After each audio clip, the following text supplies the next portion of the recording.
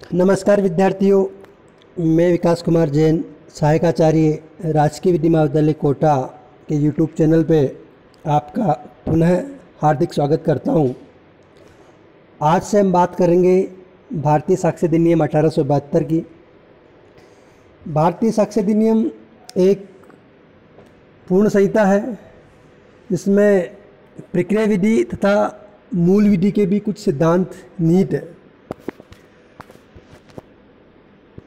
दंड भारतीय साक्ष्य अधिनियम के जो प्रारंभ सेक्शन है उसमें सभी जितने भी एक्ट होते हैं उनमें पहले सेक्शन में उसका नाम कब से लागू होगा और कहाँ लागू होगा उसके बारे में बताया जाता है। यही बात भारतीय साक्ष्य अधिनियम 1872 में है, जिसमें लिखा गया है कि इसका नाम भारतीय साक्ष्य अधिनियम 1872 कहा जाएगा और इसका विस्तार संपूर्ण भारत पर होगा। पूर्व में जम्मू कश्मीर राज्य के सिवाय लिखा हुआ था, लेकिन धारा 370 हटने के बाद ये जम्मू एंड कश्मीर पर भी लागू हो चुका है। इस तरह और ये 1 सितंबर 1872 से लागू हो चुका है और ये केवल army act, naval discipline act, Indian navy discipline act, air force act, शपथ पत्रों पर तथा माध्यस्थम कार्रवाई को छोड़कर सभी जगह भारतीय साक्ष्य अधिनियम लागू होगा। इसके धारा 2 को 1938 में रिपील कर दिया गया है और धारा 3 जो कि इंटरप्रिटेशन क्लॉजेज है, निर्वचन खंड के नाम से जाना जाता है, इसमें जो शब्द बार बार यूज होंगे उनकी व्याख्या की गई है। जैसे कि न्यायालय किसे कहेंगे, मतलब कोर्ट, तो इसमें कोर्ट के अंतर्गत सभी न्यायाधीश तथा मजिस्ट्रेट मध्यस्थों के सिवाय जो साक्ष्य लेने के लिए वैध रूप से प्राधिकृत है वो न्यायालय की परिभाषा में आता है। मतलब न्यायाधीश और मजिस्ट्रेट जो साक्ष्य लेने के लिए वैध रूप से प्राधिकृत है, मध्यस्थों को न्यायालय की परिभाषा में नहीं लिया गया है। उसके बाद आता है फैक्ट, मतलब तथ्य। तो तथ्य के अंतर्गत ऐसी कोई वस्तु की अवस्था या वस्तुओं का संबंध जो इंद्रिय द्वारा बोधगम्य हो तथा कोई मानसिक दशा जिसका भान किसी व्यक्ति को हो, तथ्य कहलाता है। एग्जाम्पल लेते हैं, ये कि अमुक स्थान में अमुक क्रम में अमुक पदार्थ व्यवस्थित है, एक तथ्य है। ये कि किसी मनुष्य ने कुछ सुना या देखा, एक तथ्य है। ये कि किसी मनुष्य ने अमुक शब्द कहे, एक तथ्य है। यह कि कोई मनुष्य अमुक राय रखता है, अमुक आशय रखता है, सद्भावनापूर्वक या कपटपूर्वक कार्य करता है, या किसी विशिष्ट शब्द को विशिष्ट भाव से प्रयोग करता है, या उसे किसी विशिष्ट संवेदना का भान है या किसी विशिष्ट समय में था, एक तथ्य है।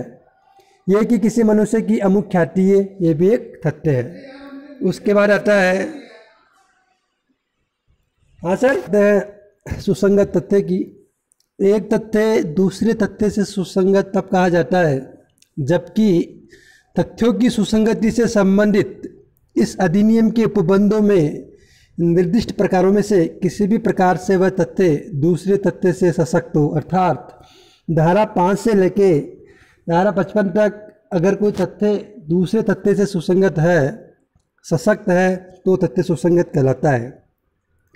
उसके बाद आता है फैक्ट इन इशू, विवादक तथ्य। विवादक तथ्य से मतलब यह है कि जब कोई भी तथ्य जिसे अकेले ही में या अन्य तथ्यों के संसंग में किसी ऐसे अधिकार, दायित्व या निर्योग्यता के जिसका किसी वाद या कार्रवाई में स्वीकार या इनकार किया जाता है, उसके अस्तित्व की या अनस्तित्व की प्रकृति या विस्तार की उत्पत्ति अवश्य में होती है। मतलब कोई तथ्य सुसंगत है, कोई तथ्य विवादक कब कहा जाता है? सामान्य भाषा में एक पक्षकार द्वारा कहा जाए हाँ और दूसरे पक्षकार द्वारा कहा जाए ना, अर्थात उस तथ्य के बारे में पक्षकारों के मध्य मतभेद हो। वह तथ्य इतना महत्व रखता हो कि उसी पर पक्षकारों के दायित्व तथा अधिकार निर्भर करते हो, वो तथ्य विवादक तथ्य कहलाता है। इसमें एक स्पष्टीकरण दिया हुआ है, वो कहता है कि जब कभी कोई न्यायालय विवादक तथ्य को सिविल प्रक्रिया से संबंधित किसी तत्समय प्रवृत्त विधि के उपबंधों के अधीन अभिलिखित करता है, तब ऐसे विवादक के उत्तर में जिस तथ्य का प्रख्यान या प्रत्याख्यान किया जाना है तो वो विवादक तथ्य कहलाता है। मतलब किसी विषय पर एक पक्षकार द्वारा सकारात्मक, दूसरे पक्षकार द्वारा नकारात्मक बात, मतलब वो विवादक तथ्य कहलाता है और उस तथ्य पे उस मामले का निर्णय निर्भर करता है। एग्जाम्पल के रूप में लेते हैं, एक्स की हत्या का अभियुक्त है, उसके विचारण में निम्नलिखित तथ्य विवादक हो सकते हैं, जैसे यह कि कह ने कह की मृत्यु कारित की, यह कि कह का हाथ से कह की मृत्यु कारित करने का था, यह कि कह को ख से गंभीर और अचानक प्रकोपन मिला था, यह कि कह की मृत्यु कारित करने का कार्य करते समय ख चित्रकृति के कारण उस कार्य की प्रकृति जानने में असमर्थ था। मतलब अगर आपराधिक विधि में अगर किसी व्यक्ति की मृत्यु का प्रश्न विवादक है तो उसमें उसके मृत्यु कारित करना, उसका हाथ से या गंभीर अचानक प्रकोपन, ये सब विषय विवादक तथ्य हो सकते हैं।